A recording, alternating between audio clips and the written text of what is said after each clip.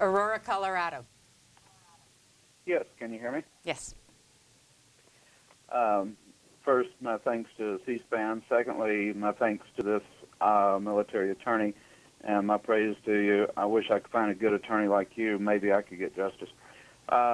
First, we have plenty of courts to bring these people to, civilian, military, whatever. We don't need a unitary executive creating his own court system. Second, the secrecy is outrageous of this administration.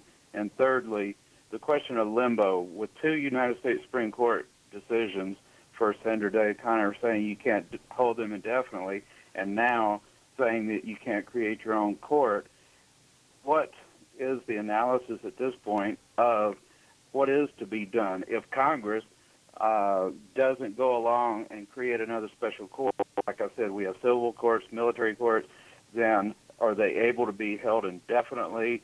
And has anybody ordered action be taken when the Supreme Court says you can't hold them indefinitely, et cetera?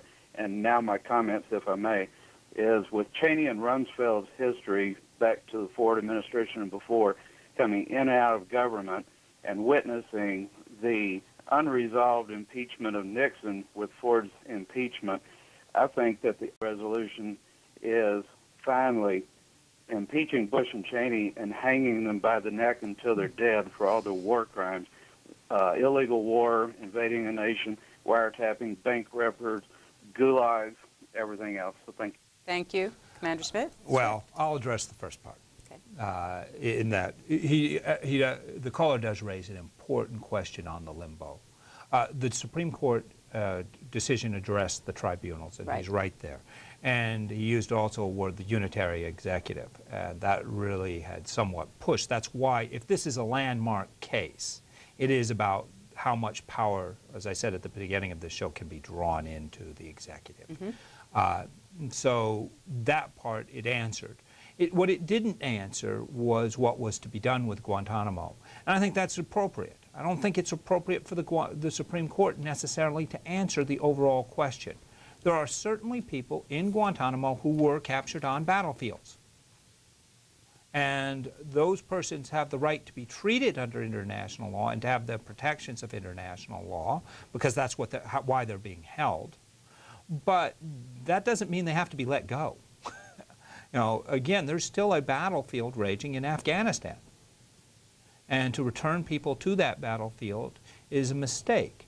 Now, the administration has indicated that it is in efforts to return people to their own governments.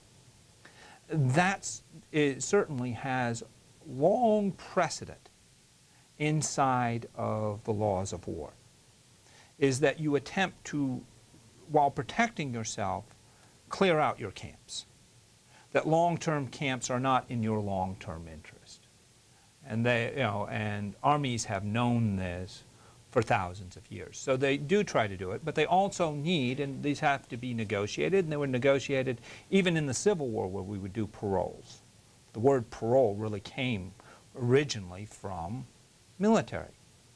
And one of the great capital violations was your violation of parole. In other words, you showed back up on a battlefield after you had been paroled.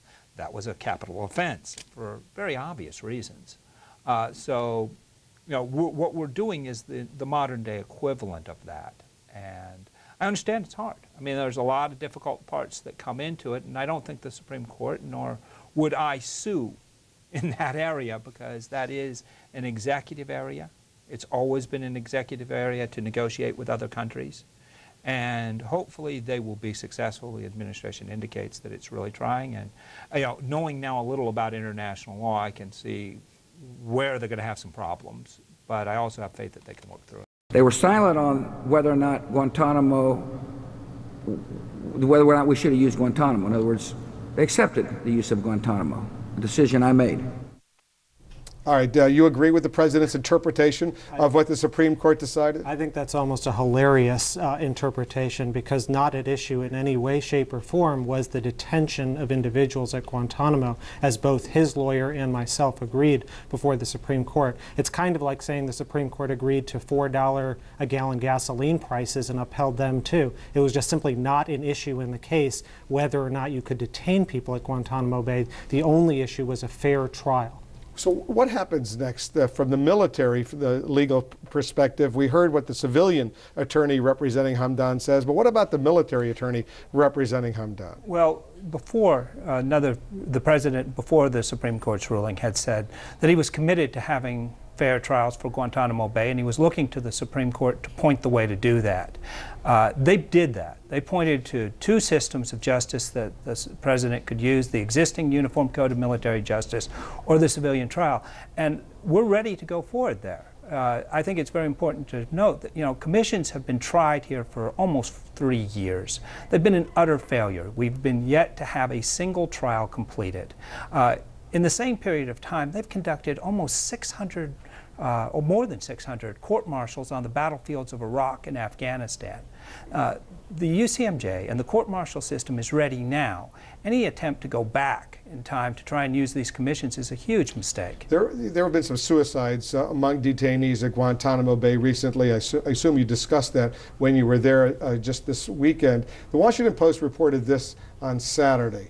Detainees could apparently hide documents in their cells, including instructions on how to tie knots, and a classified U.S. military memo regarding cell locations of detainees and camp operational matters at Guantanamo, by keeping the materials in envelopes labeled as lawyer-client communications. I mean, I would say it's interesting, that's the reaction of the government to the Hamdan ruling, is to talk about attorney-client materials and seizing them. I would have thought that after this ruling, President Bush and the administration would have said, I took an oath to uphold the Constitution and laws of the United States, and boy, the Supreme Court told me I didn't do that, I didn't comply with that. I would have thought that would have been the reaction, instead of filings that accuse the detainees of this, that, or the other. One of the things I take absolutely as the most important thing in representing a defendant is attorney-client privilege.